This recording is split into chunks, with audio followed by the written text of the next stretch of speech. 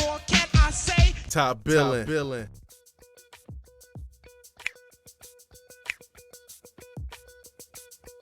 I Top Billin. I find it laughable when people say stuff like Florida losing too many players, don't have anybody coming back, when they don't actually know the composition of the roster and couldn't really name you anyone who's returning at the University of Florida. So I really love the prospects for the edge position, right?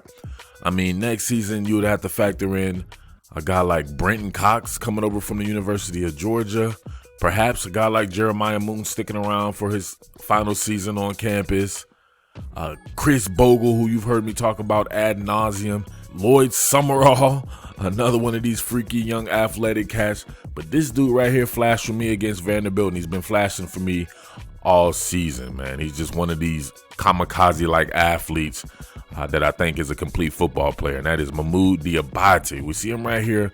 He's a close-side formation player, right? Tasked with playing across from the tight end and the strength of the formation. So that means you have to have a ton of versatility. So we know about the 3 sacks in this game, but I was very impressed by stuff like this. Being able to stack and shed blocks, right? Meet the man head up, right? Center him up. You got the gap to either side. You do not want to lose contain at the very least. You do not want to lose contain, but you want to be able to be involved in the play no matter where it goes. So we see him battling right here. Mohamoud Diabate is not, 215 pounds, right? Another year in the weight room in that strength and conditioning program, he gets up to 225 pounds or something like that. Kid's going to be hell on wheels, but look at him battling right there, right? Keeping that outside leverage, being able to stack and shed the block and be the first man, the first responder, right? The first responder in the run game. That's some good stuff by somebody that most people are only going to think about as a pass rusher, right? But he's a complete edge player. All right, I want you to check this one out right here. Going to have a 3-man weave going on the right side with Ankrum coming. I believe you have Kyrie Campbell off coming as well. You got David Reese coming all the way backside, at least attempting to get there. Then you have Grenard doing his 1-2 thing. And then I believe you have Jawan Taylor on a strong safety sin, right? But this is what makes this play right here. Diabate coming. You see the exaggerated splits right here. So he's getting to play in a little bit of space, right? So people are going to say, oh, he was unblocked. He made himself unblocked because of his speed. What needs to happen right here is Keyshawn Vaughn has to step up and get the first thing smoking right here. First thing smoking. What he sees is this dude's coming way too fast and he can't get there. So he tries to pretend like the third level player coming is who he needs to block, and we'll see right here. So he ends up trying to block Jawan Taylor instead. Diabate has a quick ass first step and he has long speed with it. He's just a nightmare. As we see it happening right here, Keyshawn Vaughn, just look at the speed on Diabate, right? Keyshawn Vaughn right here would have to step up aggressively and make sure he meets him. However, he's just coming too fast. Pause, right? So he tries to pretend and slide underneath him to get the third level player, but you wouldn't do that. It'd be like at the club, letting the one man go through that has a knife or something like that just to get the man behind him. That doesn't make any sense, right?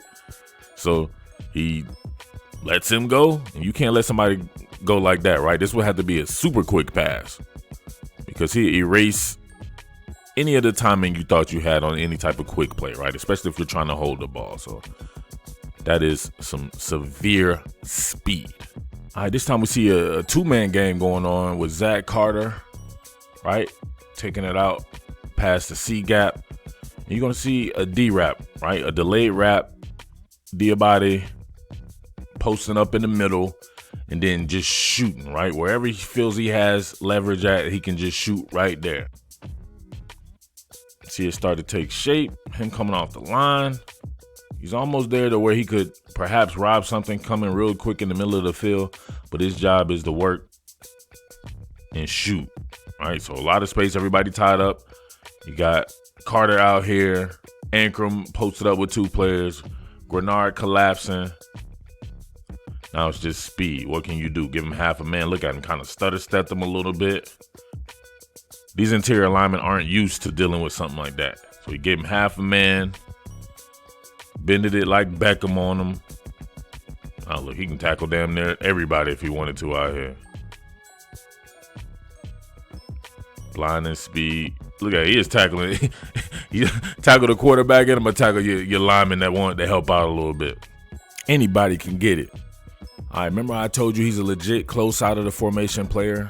You can see a lot of these guys, you can say it, whatever like that, but this is legit true, right? The trade game has made pretty much designation of strength kind of obsolete for defenses goes, because most people aren't going to trade like this and then have you follow them. But you can see straight up, Chris Bogle goes to the weak side.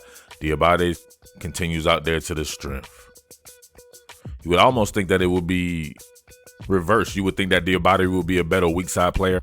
But for some reason, they trust his strength even more than a little bit bigger player in Chris Bogle. So they're set up, right? Set back up in the 3-4. Legitimately, or maybe a 4-3 under. However, so you know what the deal is. When you're on the strong side of the formation, you cannot lose contain. Not lose contain. So obviously, what does he do first? See the little skip to the outside to make sure he's good. Some people would just straight up center a man up and then try to ride it out and do their contain that way. He skips out, make sure he has leverage on the contain, and then gets the bench presser. So the running back has nowhere to go on the outside. He's going to have to loop it back where the traffic is, and that's exactly what you want to have done right there. It's called help defense. Help defense, you see him uncovering from the contain. He thought he could bounce it out a little bit more. Now he has to go back into the flow of traffic. Car crash city. All right, on this one right here, when he caused the fumble return for a touchdown, he was unblocked. He's an unblocked defender, but you use that sometimes to your advantage, right? You don't think somebody can get there because you're running some quick game stuff. So the guy who's least likely to get there would be the outside player, right? You would think. But not when he has the type of speed Diabate has. That type of severe speed, you leave a guy like that unblocked, he's going to be able to beat you to the punch. Think about this. You'll see this guy right here on a delayed slant uncovering, but he doesn't have enough time to get the ball off because Diabate is coming like a banshee. Nope, just now starting to get it out. You see the guy starting to uncover. This was a good play. If he could have got it off right here, it's probably a touchdown. You can see right here with the rub route. Nope. Fumble.